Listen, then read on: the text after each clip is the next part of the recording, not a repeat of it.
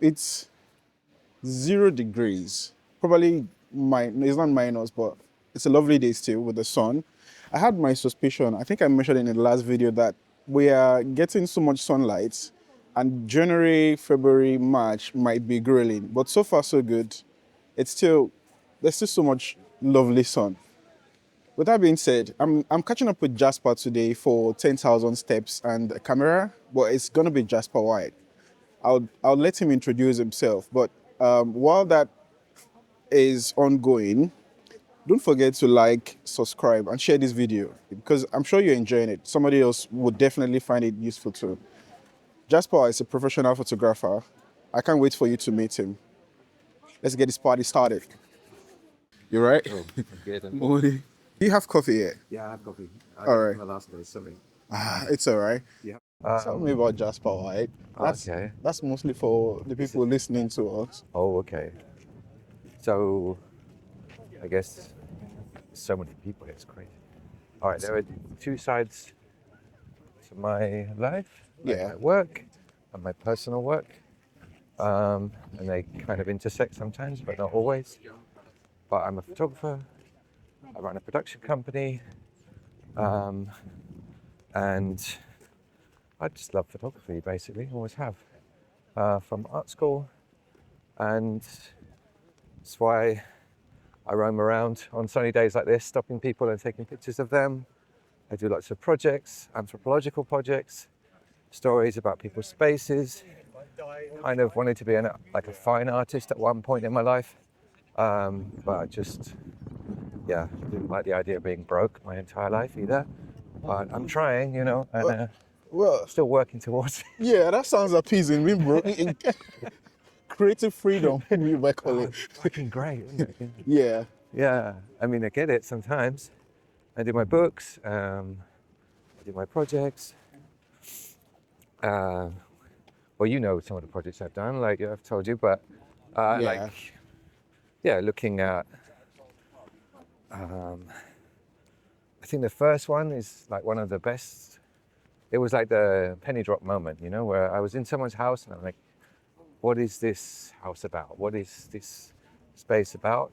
Yeah. It's a living room, and just like a living room in my home, or like in everyone's home in the UK anyway. Yeah. Or in most places in the world. And then there's a row of chairs, and there's a chair with the best spot to the TV, the nicest couch, and that tended to be like the father's chair. Ooh. Or whoever, the patriarch or the matriarch or the whatever. The most important person in that house tend to sit in that chair. Yeah. That was, my experience. And you always tended to sit in the same chairs when you sat down. And people do that now, right? People do that even in their offices. Less so, but anyway, that started a project. I thought I'll just take a picture of that chair, and everyone, I'll go and knock on people's doors, literally knock on people's doors. So look, I'm doing this project, I'm a young artist. I'm looking at urban thrones, armchairs in people's homes. Can I take a picture of the most important chair in your house? Yeah, the urban throne. I like the sound of that. Yeah. And So that was the beginning. that's lovely. I think this gives a bit of clarity about choosing projects. Yeah. And it sounds like you're just genuinely curious about the urban throne. Yeah, or just people. Like, I'm generally curious about people because people are like contradictory, difficult, fucking annoying sometimes, but amazing as well. And I'm interested in the dichotomy of just it's a kind of very basic anthropology, I guess. Yeah. But I'm curious. I'm very curious. I think it's a good trait. You need to be curious, right? I mean, I would say that to anyone. Like, first thing, obsessive and a curious is a very good combination for making good photography, in my humble opinion. Yeah. I agree. Yeah. And Oh no, you and your project's the same. yeah, this is driven solely by just sheer curiosity. Yeah. Especially about what makes. Starting with initially I was going to start with the Paris project, Oh yeah. which is what It's a good really one. drew me to your work. Right. And I was like, I'm going to have a chat with Jasper about this. And then, Okay. Well, that started That Paris project was it was an interesting one. It started with probably not the best intentions in it. Well, not the best. Yeah. Whatever. I was making a project. I was making a joke project about hotels that claim they have a view of the Eiffel Tower, Yeah. and it's like we have this amazing view, and you go there, and it's a tiny bit of the Eiffel Tower through the window. And I just thought it was funny, you know, all these hotels claiming to have a view, and they don't really have a view. Yeah. But they have a very bad view. So, cutting through. Jesus Christ. So many people. London. Hello. Hi. I know I'm interrupting the flow of your video, but it's for a very good reason. I'm able to produce, record, get on a train, and document this amazing interaction because of your support. Anyway, with that being said, I have this book. It's titled People of Morocco. One, you can, please, pre-order it. It means I'm able to pay for all these lovely things. I mean, buy coffee, pay the editor, make another book, or more importantly, I can afford to travel around the world and make different contents that you enjoy. People of Morocco is here. Please pre-order it. Your support means the world to me. Thank you very much.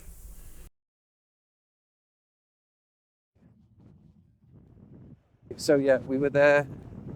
Started with that idea. Yeah. Just look at just a little funny project, basically. What's going on with And So you It looked at developed, the yeah. So- hotels with terrible views. exactly. So I Yeah. started researching that. Looked at a few. Went to a few. But it felt a bit hollow. Like this is just, you know, it's a cheap gag and it's not really for me. But I was curious about this obsession with the Eiffel Tower, and it's kind of a corny icon, right? But it's also kind of important. It centers everybody. It's right in the center of Paris. Lots of people can see it because Paris is in a dome. So from all the peripheries, if you live in a high rise or anything, you see the Eiffel Tower. So it's an icon for everyone. It's a centering for everyone. And I didn't realize, but a lot of Parisians, although they're very Parisian about it, you know what I Yeah. mean? They have an identity, they have an affinity with it somewhere in their subconscious or whatever. It's part of their life, part of their kids' lives even. And I started to find out these stories. So I started taking pictures of views, like regular views from apartments all over Paris, houses, apartments, that have a view of the Eiffel Tower. And the idea, we go this way. Yeah. The it's idea closed. was that I The didn't gentleman really, has been doing his best to tell us to go this way. so I guess the idea was that I wanted to understand what this was, and I was curious about the relationships people have with this, with views, and particularly with icons like the Eiffel Tower. So as it transpired, as I took the pictures, and it was more about the interior of the home as much as it was the view, all these stories came about. Like one particular person, I photographed his interior, and he had like a parasol in his living room. A whole parasol. Whole parasol, little table. He wanted to feel like he was in Saint-Tropez or something, and his view was directly to the Eiffel Tower when he sat up. And he was a poet. He would write, very Parisian. Another apartment, it was a kid's bedroom, and they would leave the curtains open at night, so the child would have a nightlight, and the nightlight, I mean, they were very wealthy Parisians. They lived right next to the tower. They used it as a nightlight for their kids. And he made stories up about the Eiffel Tower, or involved stories, children's stories, bedtime stories. I have never imagined it would be that go powerful. through Yeah, let's do it. Yeah. That it would be, because I see it from a distance, not knowing it's so bright it could light up a room. Yeah, they lived in the 16th, so they lived really close, but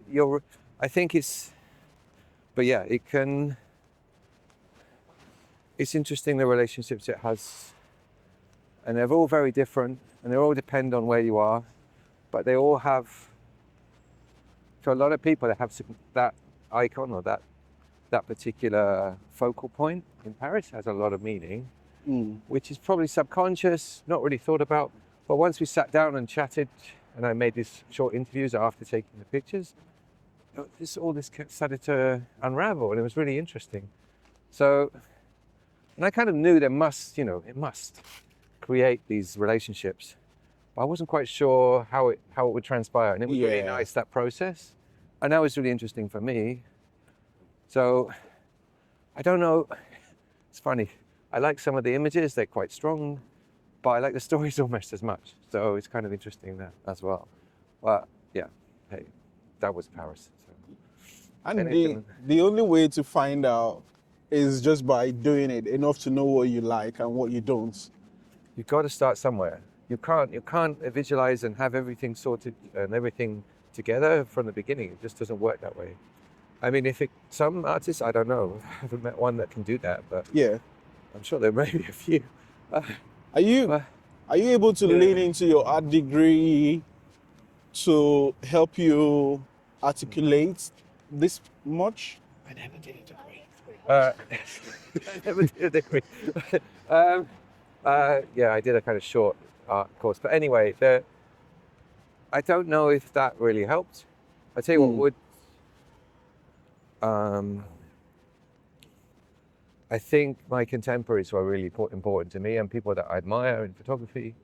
At the beginning, when I started out and studying them and kind of learning that process. Yeah. And close friends as well that gave me advice. Sometimes the wrong advice. Sometimes they'd say, "Oh no, don't do it." I say, "Fuck you, I'm going to do it." I like the sound of opposite. wrong advice. Yeah. But sometimes you can react against something, and that's also good. But yeah. I don't know. I had the good. I think I have good instincts sometimes, or if I follow them, and that's kind of the trick. And also, quite lucky to bump into people that could help me, because you need a lot of help to make these projects happen as well. So Especially when it comes to meet people like yourself. Well, you're far too kind, Jasper. Well, that brings me to what are you struggling with photography-wise? Having enough time to do any projects, really, and the resources to do the projects. And it's not just resources as in money, it's like allocating 3 or 4 months or 6 months to a project is very difficult. Yeah. Spread it across a year or 2 years or 3 years. But I struggle with that. And I struggle with the things that everyone struggles with. Is it going to work? Am I wasting my time? Yeah. Is this relevant? Is any of the stuff I've done very relevant? Is it too derogatory? All of these self-doubt is constant, But I think I assume that's very normal. I don't know. Fair. Yeah. And your way of getting a bit of, getting yourself out of that route of that self-doubt, what's your go-to approach for that?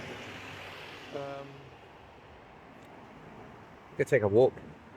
I hear. Take a walk. I like to. This is a really good time of year to put your ducks in a row, feel organized, kind of start to put things down on paper. Really helps.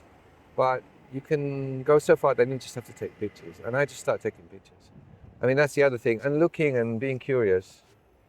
There you go, like that. Yeah. I just can't help myself when I mean, look at that car, Jasper. That is a cute. That's a lovely. Small car, big city. Cool. All right, let's go. Sorry, we've stayed too long. To go, which way are you going to go? We could go across the river or go that way. Oh, I don't know. I mean, it's an amazing day for photography today. I agree. Going out. Just circling back to winter being the best time to get your ducks in a row, the British would say. Yeah. I think it's not just, it's the beginning of the year, I guess. It's the classic time. There's never a wrong time to do it. But getting started on a project, is that what you mean? That kind of how you get motivated to do it? Yeah, so we've done 3 things so far. We've established, why you should what you should. Yeah. And how curiosity is the driving force. Yeah. We've also established the struggle of in the importance of having a community around you to guide you. Yeah. And lastly, time, resources to make interesting projects. Yeah. Especially when you have to deal with, is this good enough? Whatever, what I have done in the past, is it even that important. Yeah. So that brings us to the other bits where we are able to talk about what's next. Oh wow. What's next? And it's okay if you have no idea what's next, but I have a few ideas. I'm trying to think which one is more relevant. Like which one is going to work. So it's tricky at the minute. And so I have a project in Leicester that I'm looking at, which is on the space station there, or the space program there. Just because, yeah, that's just a curious project. It's quite a rundown area of Leicester. There's a space program right in the middle of this kind of rundown. Well, relatively, I shouldn't diss Leicester. It's lovely, but the particular bit where that centre is a little bit run down. I don't know. It's so interesting paradox between the two. Again, it's the Eiffel Tower thing because the space program is like a big fucking tower. Sorry. yeah, My French. your French is pardoned. And it's this big phallic thing, right in the middle of this centre, and this housing estate revolves around it, and then there's a university there. So it's kind of curious. I don't know. There's something at play there that could be interesting, but I might just be repeating a project I've already done. There's a danger of doing that all the time. Like, oh, that worked before. Oh, that was an interesting dive, But so I'm a bit aware of that. I'm trying to do it in a different way. And the other thing is I don't do a lot of portraits in my personal work, well, hardly any. So now I'm looking at doing that or bringing that into the work. And I've stood away from that in the past. I think I was nervous that the portraits weren't as strong as the I'm good at doing interiors. I'm good at understanding spaces on their own individually, but people are more difficult to understand and to interpret and to photograph. But I'm getting the grips with that now. And I kind of found a way that works for me and is authentic to myself. So I'm kind of getting an authentic picture of them. Does that make sense? Yeah, It's a hard problem, right? Indeed it is, because I do enjoy taking portraits. Yeah. It's one of the things that endears me to the art of photography. But there's always that bit of uncertainty when you're about to approach a subject. Or after you take the image, I send it to them and I'm like waiting, gashing my teeth, saying, "Do you like it? Well, just tell me, does this represent you?" Doesn't matter if they like it. And I think that's the other thing. It's what are you trying to say? What's the story? For me, anyway, as well. But yeah, you want to capture them. You want to be true to that, but also you've got to kind of acknowledge that you're not capturing them. You're just capturing an image of your perception of them, and that's okay. I think that's the tricky bit. It's like, okay, I'm creating a narrative with this person, and that's okay. And it's my perception, and I can't really ever interpret what they see of themselves. I can try, and that's interesting. But at the end of the day, I'm just playing with metaphors and visual language to create this portrait. And I'm trying to get a reaction by the conversation that I have. And then there's something else that you don't really understand that happens sometimes, right? It's this kind of unspoken language that creates a good portrait. Yeah. And it doesn't always work. It doesn't always work, but it's always worth the try. As well. And there's a visual space and like all those other things that feed into it. And I think understanding the language of photography takes a long time, but understanding any language, it takes an incredibly long time to really put it all together. And they do it, and it's so subtle, and you can't really tell why there's so much. There are portrait photographers that are just really, really good at having that visual language, and they can put it all together, and they kind of get it. And I was all looking at them thinking, I can't do that. I'm not. And now I've finally got the language, I think, a bit more together. Now, sorry, that's like a long ramble way of saying. Well, it's a beautiful ramble. I'll tell you what. off a great start, that is. Now I'm very, very keen on leaning into your visual language, especially your approach to it. Would be lovely to see what the outcomes. Sure, yeah. We can do some pictures today, no? I'll tell you what. We'll do some portraits. I'm down for that. Okay. Earlier on, you mentioned your books. Yeah. I've done 2 books, but well, one published, one kind of self-published, I guess. The main book that I had worked on was a book on Australian sheds, so again, spaces. Yeah. It happened mainly because I was traveling to Australia quite a bit because I've got family there. And the shed, this space we've got a garden shed in the UK, but in Australia a shed is really a massive garage. It's a huge space, sometimes like the size of an aircraft hangar kind of space. Everything is bigger outside Europe. Exactly. It has so much space, it's insane. The sheds are bigger than the houses over there, mostly. Stop, there's a road. And I have a bar in there, and I'll have all sorts of stuff, bowling alleys, you name it, like it's crazy. So that was curious, and that was interesting to me because I hadn't seen that before. And also, it's a very male Australian space as well. Yeah. The gender thing was quite interesting. And also there's a certain age group of Australian male that wasn't particularly vocal about their feelings, let's say, or, anyway, their expression and their creativity came out in these spaces, and it was really evident that there were kind of these, on the face of it, you wouldn't see it, but then when you look closer, you looked at these spaces, and the creativity and it was just really fascinating. So for me, that was really interesting. And they were really social spaces as well. They were designed for communities and like most of these spaces were in small communities. So I'm rambling a bit now, but basically they became like mini bars in themselves. Gotcha.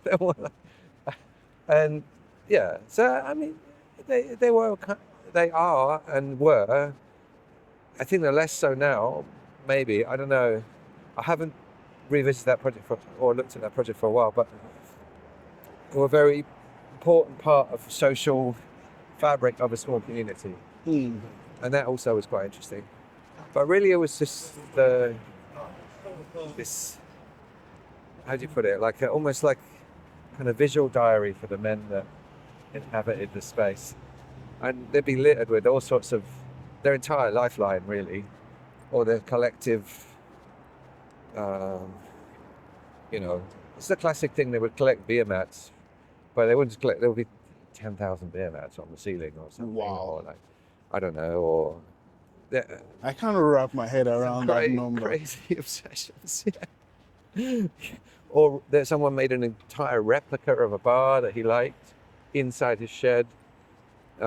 Tin bar, someone had, another guy who was into motorbikes, he had hundreds of motorbikes and BSAs, and usually it fell into the kind of classic stereotype, but not always. And I think, I don't know, they were curious, they were interesting. Yeah. And that is the goal of these 10,000 steps. It's just an avenue for us to ramble about our common interest, which is having photography as the thing that keeps us going. And it's healthy, going for this walk with your bad back. Jasper's good. He outdid himself over the holidays, so his back hurts. You know what it was? I kind of started the whole gym routine early. Did you? I went too hard on the gym. And then went out on New Year's Eve, and then that was it. It ruined myself. Are you one of those people that would have a New Year resolution and turn up at the gym for the first couple of weeks? Yeah. Well, guess what? You are.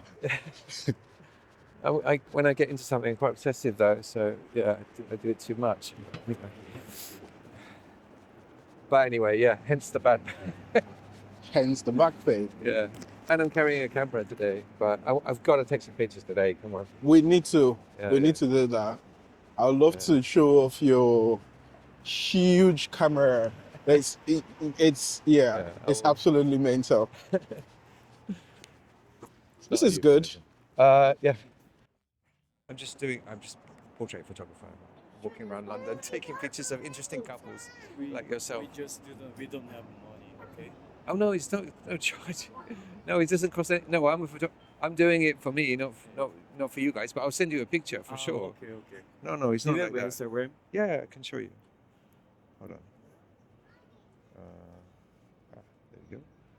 So this is some of the Oh, so cool, cool. portraits. Yeah. We like it. Cool. Yeah. So you'll be up for that? Yeah. Okay, great. So I'm gonna find a spot. Maybe we can do it Hello. just in here. This is actually it's filming me today. Sorry about that.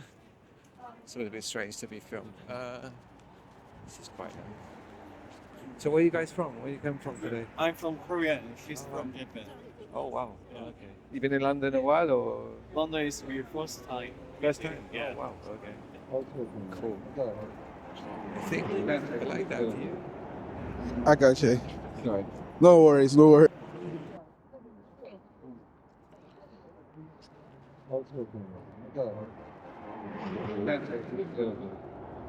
I got you. Sorry. No worries, no worries.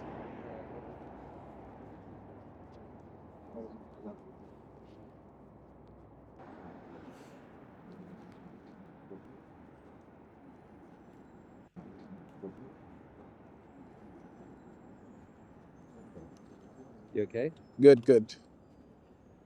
Probably just the land. Cool. So where are you going to? Uh, Yeah, that's it. Yeah. Cool. We're going museum. Oh, nice. Yeah. Which one? Which museum are you going to? Hong Korea. Oh, yeah. This Cool. is famous. The Imperial. Which one? This is one of the things that I enjoy about hanging out with the likes of Jasper. He's been doing this for over 20 years, and I get the free opportunity over coffee to pick his brains about photography, clients management, and production as a whole, because he owns his own production company. It gives me insight as to how he manages his time, to his day-to-day activities, his time, family, and more importantly, how he manages to keep the bread and butter jobs going. That's what he calls it, and I like that phrase. Having this bread and butter sort of gigs helps you pay the bills. That's why Jasper said things like, "Oh, I have my commercial work and I have my personal work.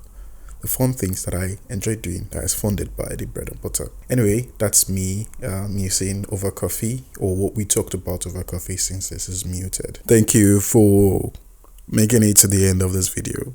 It means the world to me that you enjoy this, and more importantly, it tells wisdom that you also enjoy this when you like, subscribe, and turn on the notification bell. With that being said, I'd like to hear your thoughts about the format of this 10,000 steps in Jasper White. If it's something you enjoy, even better if, leave a comment. I would like to hear it. I share my thoughts and reflection in my Substack. There's a link below. Please sign up. It's somewhere that I share things you'd never find anywhere else on earth. Well, anywhere else on the internet, to be honest. But yeah, off a great start that is. Don't forget to subscribe to my Substack. With that being said, I'll see you in the next one. Thank you very much. Bye.